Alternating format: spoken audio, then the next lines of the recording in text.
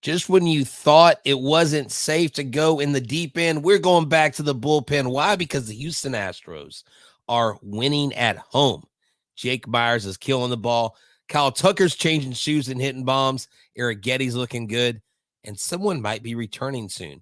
Myself and Mike Stanton are going to talk about all this on this edition of Back to the Bullpen.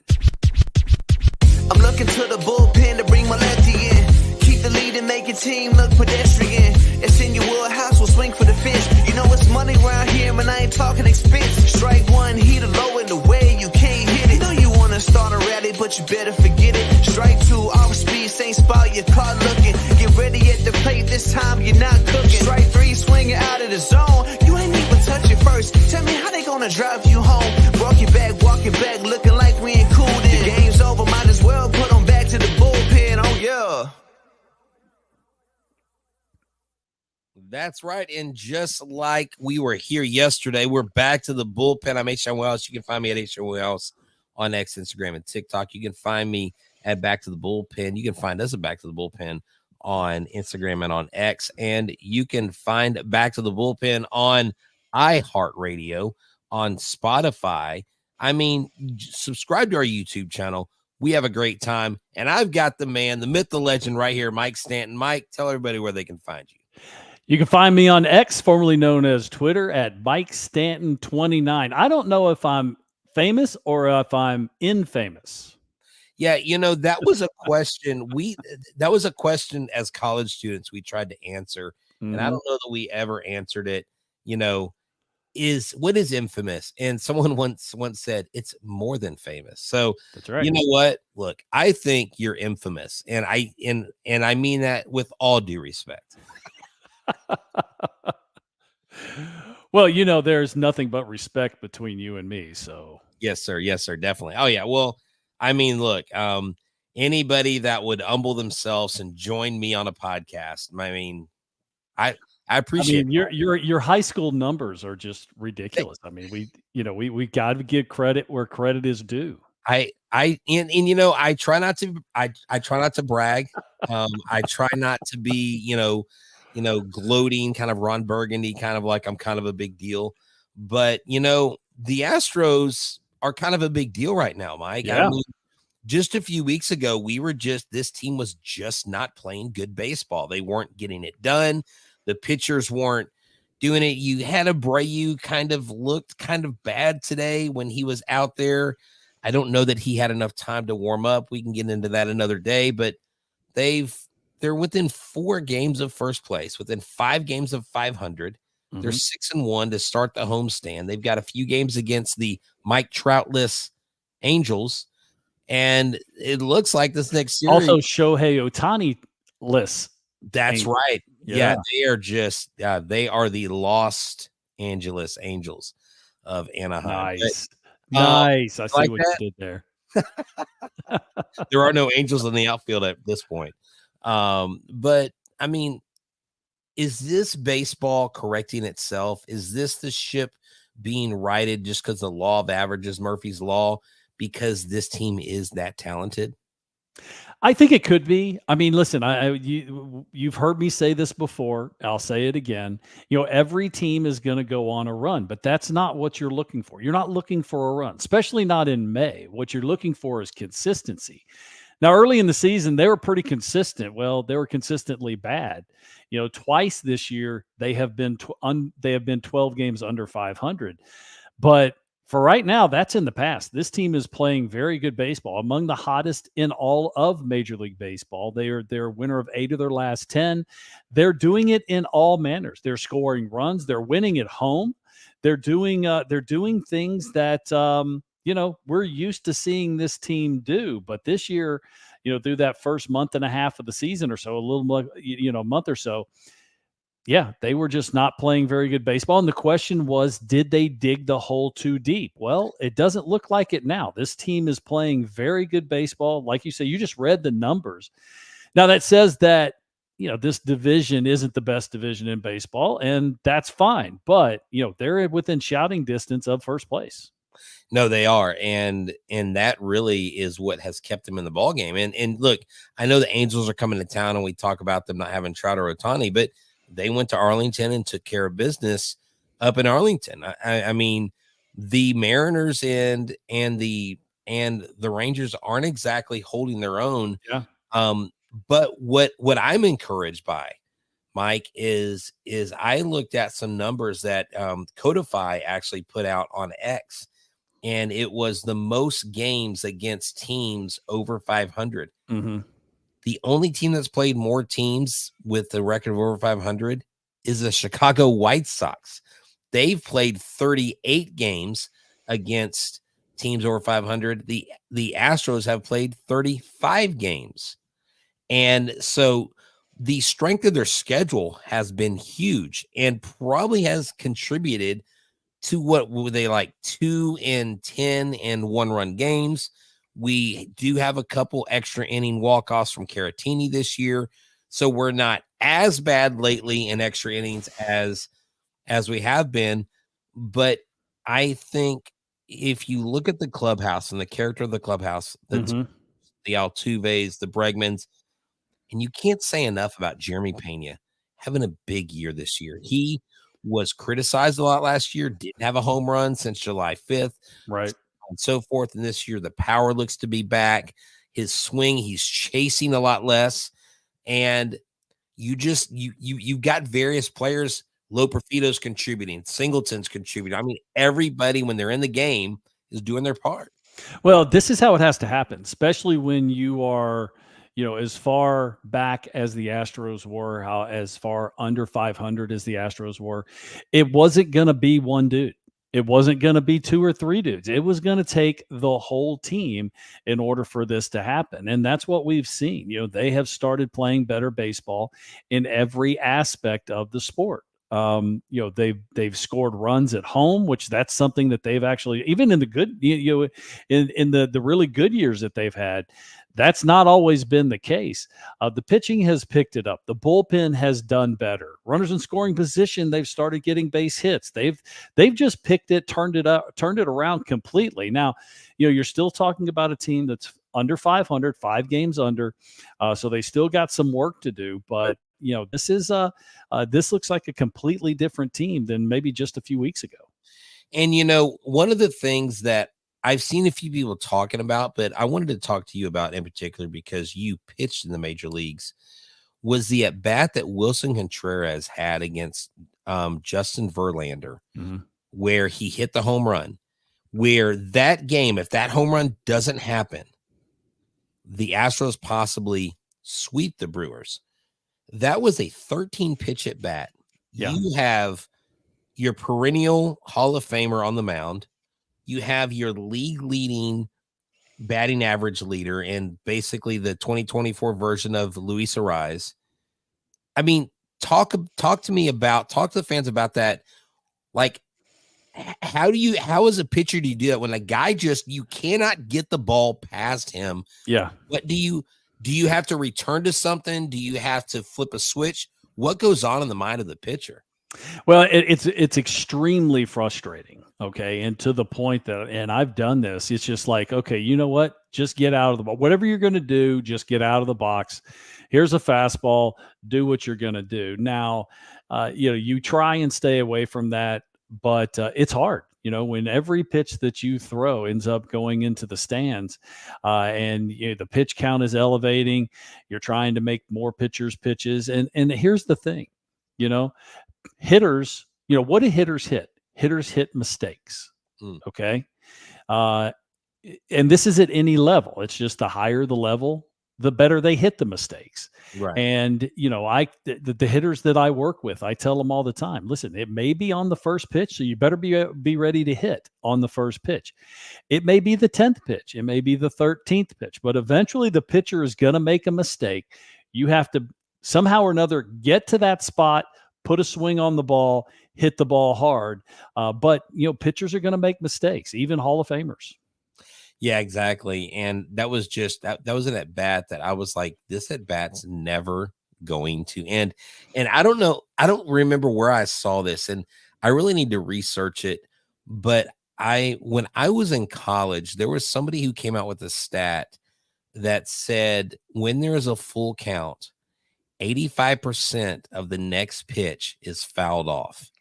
Like there's a foul ball 80. Now, I don't know how in the world they compiled that stat, but it seems like it's like you said, they're waiting for the pitcher to make the mistake.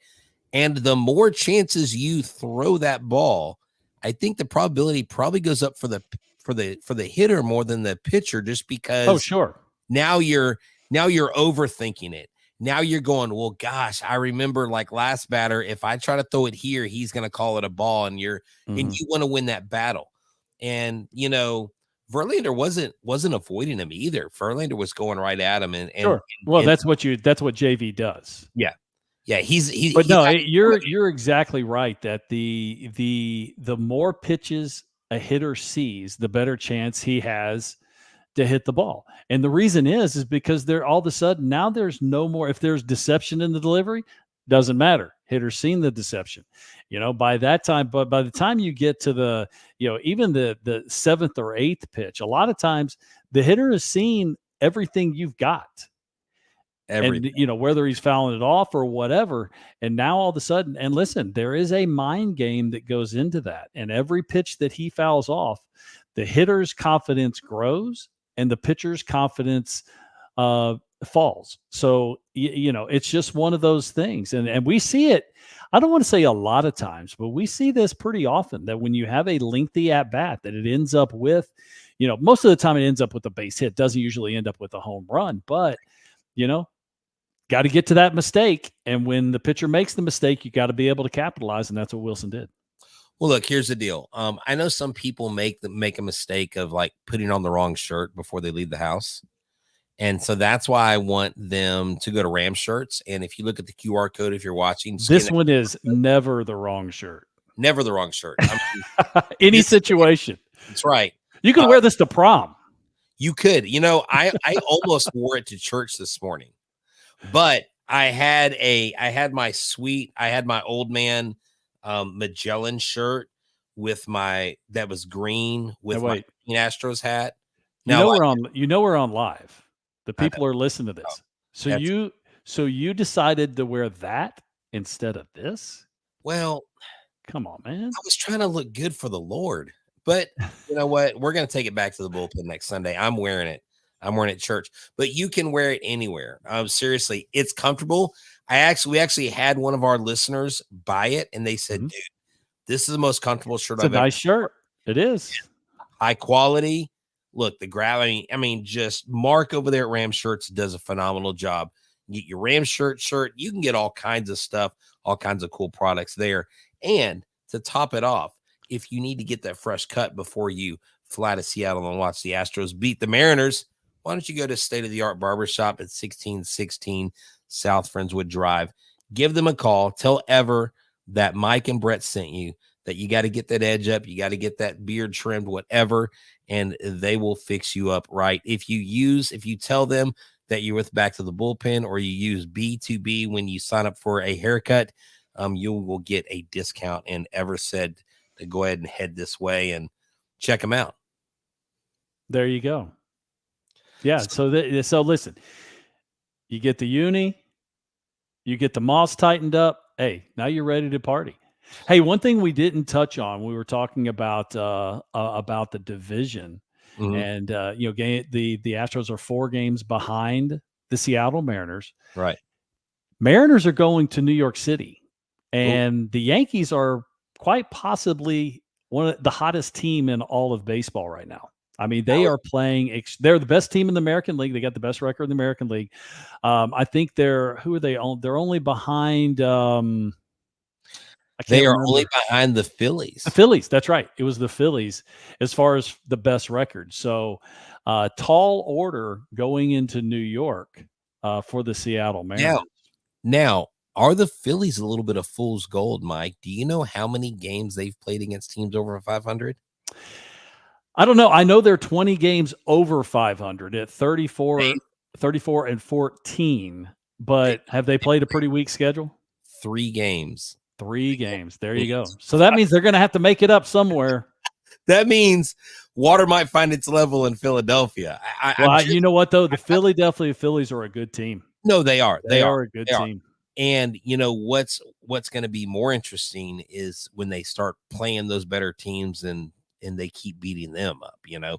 Look, I think this year really has a chance to have some fireworks at the end of the season, Mike.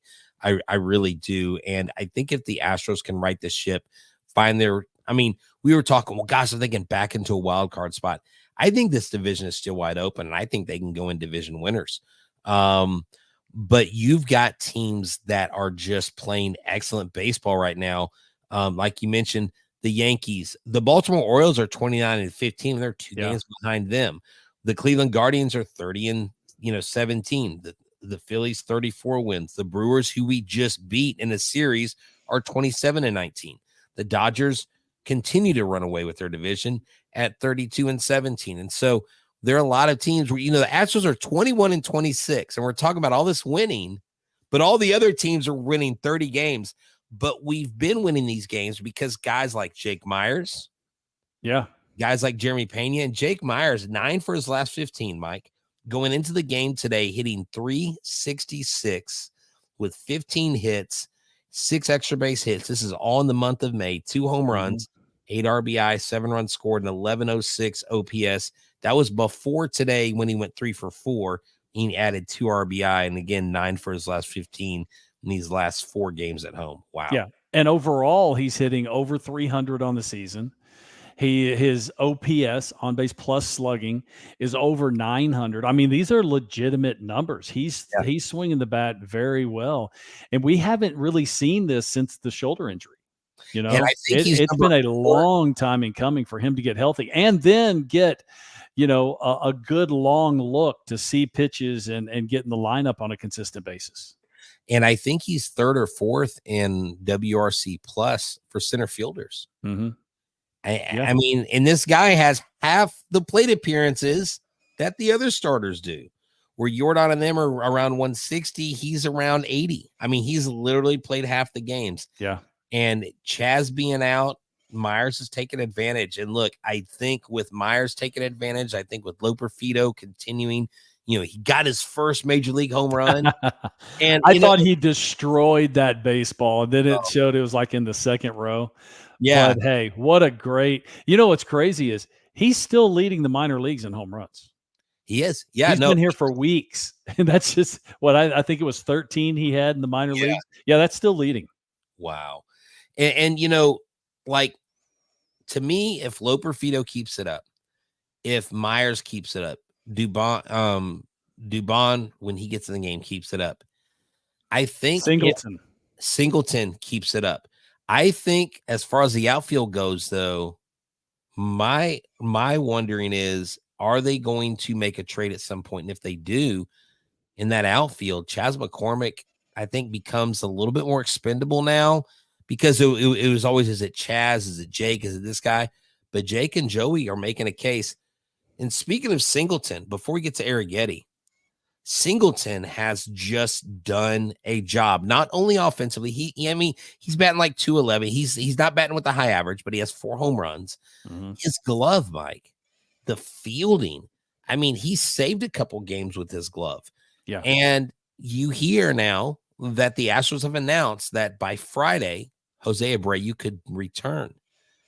Interesting. Now, we know Jose Abreu is the one that's owed $36 million. Mm-hmm. We know he's the veteran. We know we've had the back of the baseball card discussion. But where does this put? I mean, does Singleton just quietly go sit back on the bench, or do they say, okay, Abreu, we're going to let you start 1 game, but Singleton's starting 3? How do we think this plays out if we're playing the prediction game here? It's a tough one. I mean, it really is, because you need to. A lot of times you want to try and justify the contract. But the one thing we've seen from this team, both on the field and in the front office and how it's being managed, is this organization has played and managed with a sense of urgency. I think that's one of the reasons why things have gotten better, is that, you're seeing, I mean, we heard it the other day, them talking about, hey, we're playing today, we're going to win today. That was the Blanco start that he got kicked out.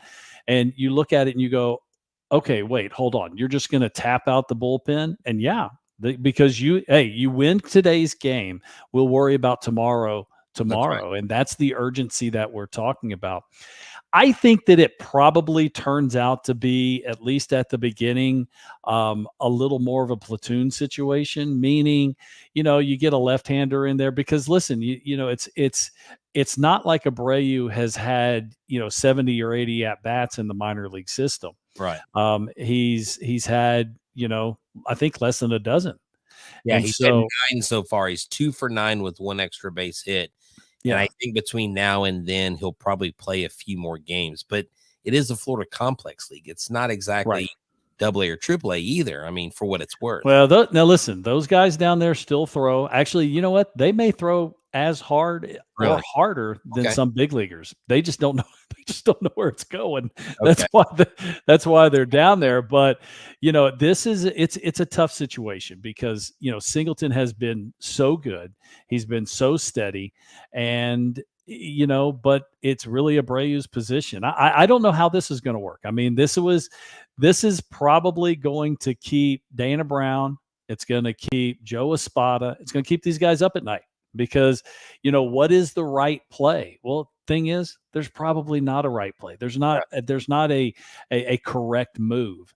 It's just whatever you feel on any given day, and you just have to make the decision with the information that you have and go forward and don't look back.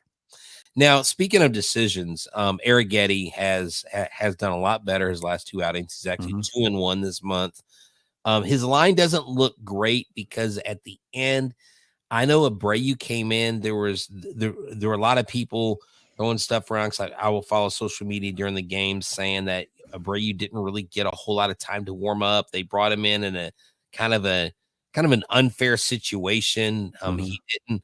So, but Arrighetti, for the most part, did good. He got into the 7th inning for the first time of his career. He's a very young player. He got a standing ovation when he left the mound. Size up Arrighetti for me right now where you see him. And whenever Urquidy comes back, I'm assuming because he's the youngest on the club, he's probably the odd man out, but that's not necessarily demotion. It's just like, we don't have enough room for you right now. Yeah, he's definitely been better. I mean, you're seeing him, where his early starts, he was getting destroyed by big innings. You look at his first start against Kansas City, he was good for the first 2 innings, then gave up a 7 spot in the third. We've still seen him bit by the big inning, but just not bit quite as hard. When Urquidy comes back, depending on what you're looking to do, you got to look at the big picture. And, if they're going to put Urquidy back in the rotation, then it probably is Arrighetti. He's going to have to go down, because you're not talking about a guy that's been completely and totally lights out. Right. He has gotten better. He has gotten more comfortable. We've seen the stuff has been good, but you're talking about a guy with a 7 ERA. I mean, it's not, it's not like he's just going out there and shoving every, 5 or 6 days. So he's probably got, but I like that they've been able to give Arrighetti a extended look, let him get grounded, let him, that he's not stressed out, that he's going to go get sent back to the minor leagues after every single start.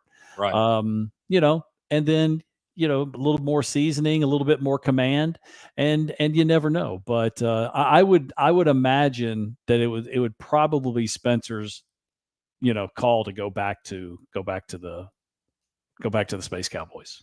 Yeah, and they asked him about that today. They, asked him what he thought about that or what his thoughts were, and he said, that's not my call. That is, he said, I'll leave it up to them.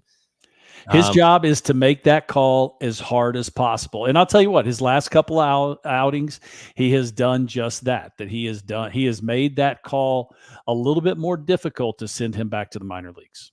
Yeah. And that's the thing. And he basically said, look, I can't worry about that. I've just got to go out and pitch.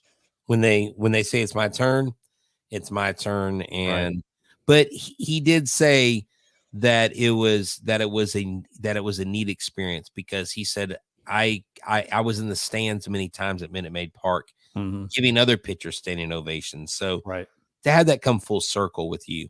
Yeah, that's cool.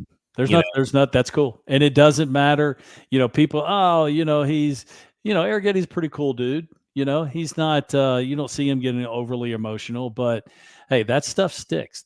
These guys are human beings just like everybody else. And if there's a cool experience, they need to enjoy it because you just don't know how many of those you're going to get.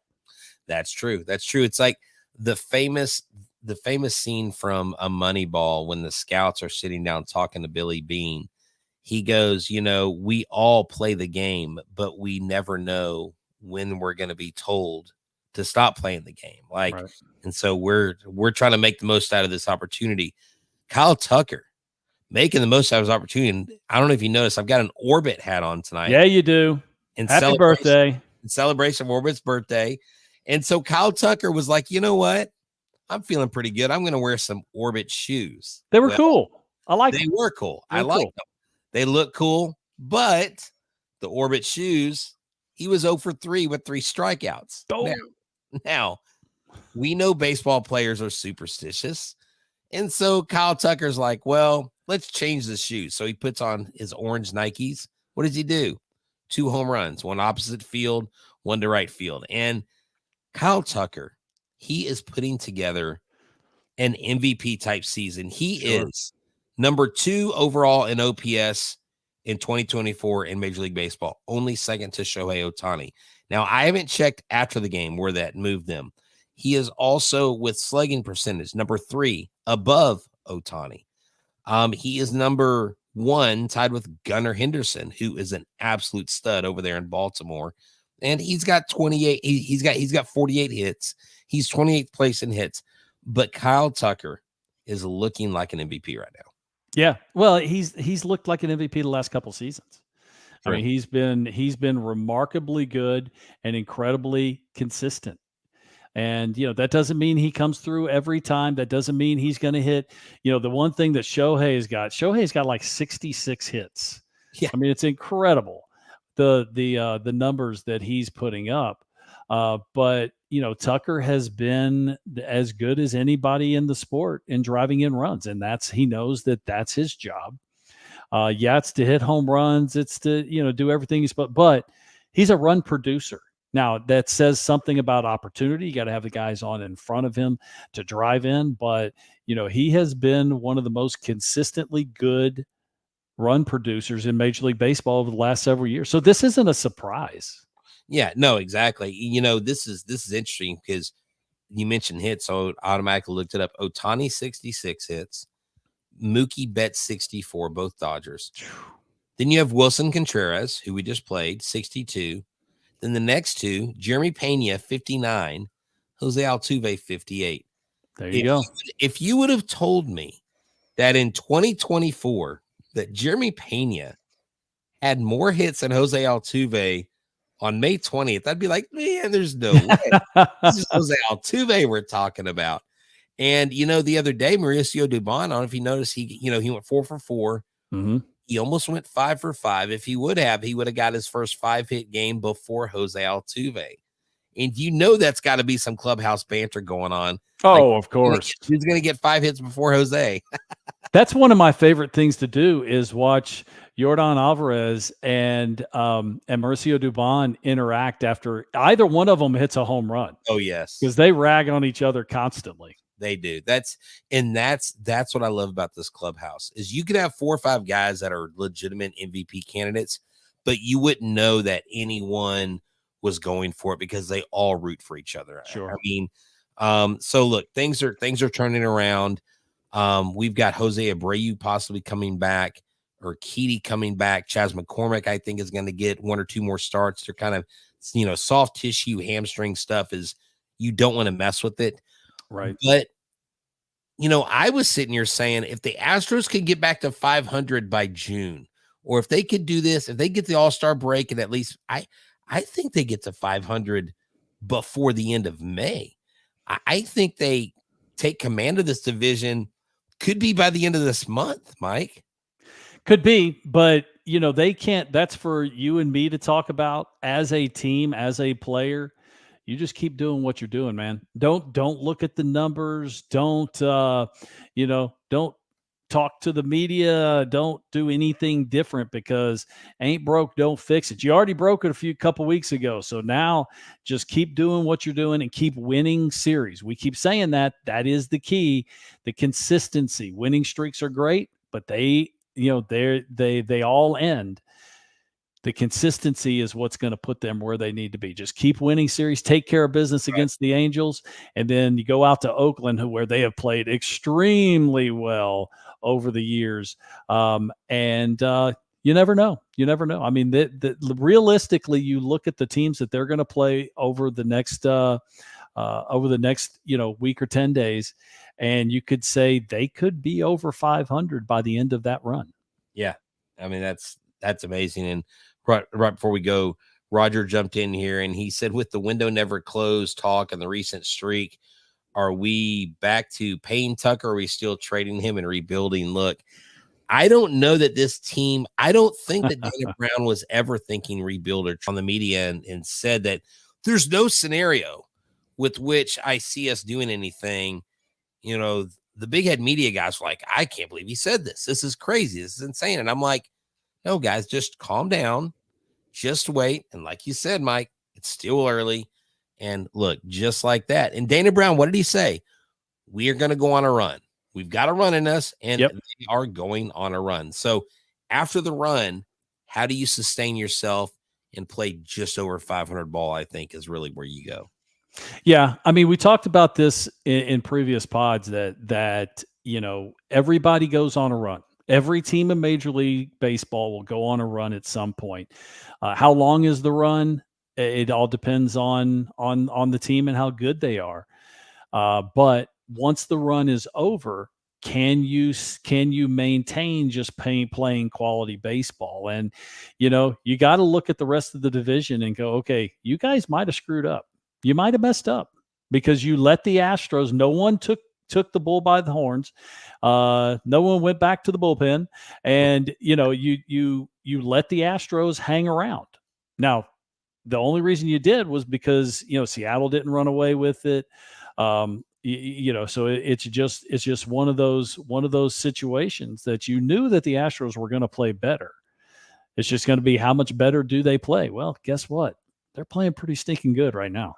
They are. They're definitely playing good. Well, hey, Mike, this has been another great trip going back to the bullpen with you once again.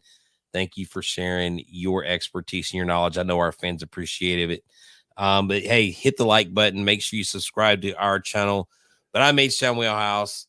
He's Mike Stanton. And don't forget to go to Rams Shirts and grab your Back to the Bullpen t-shirt. Wear it to prom. Wear it to church. Wear it to graduation. There you go. Wear it to graduation and represent Back to the Bullpen. Hey, it's keep cheering on this team. Tell all your friends about Back to the Bullpen. We need subscribers. We need likes. We need views. So, and don't hesitate to reach out to us on social media. That's right. Y'all have a good one. I'm Htown Wheelhouse. He's Mike Stanton, and we'll see you next time. Adios. I'm looking to the bullpen to bring my lefty in. Keep the lead and make your team look pedestrian. It's in your wheelhouse, we'll swing for the fish. You know it's money around here, and I ain't talking expense. Strike one, heat a low in the way, you can't hit it. You know you wanna start a rally, but you better forget it. Strike two, off speed, same spot, your car looking. Get ready at the plate, this time you're not cooking. Strike three, swinging out of the zone. You ain't even touch it first. Tell me how they gonna drive you home. Walk your back, looking like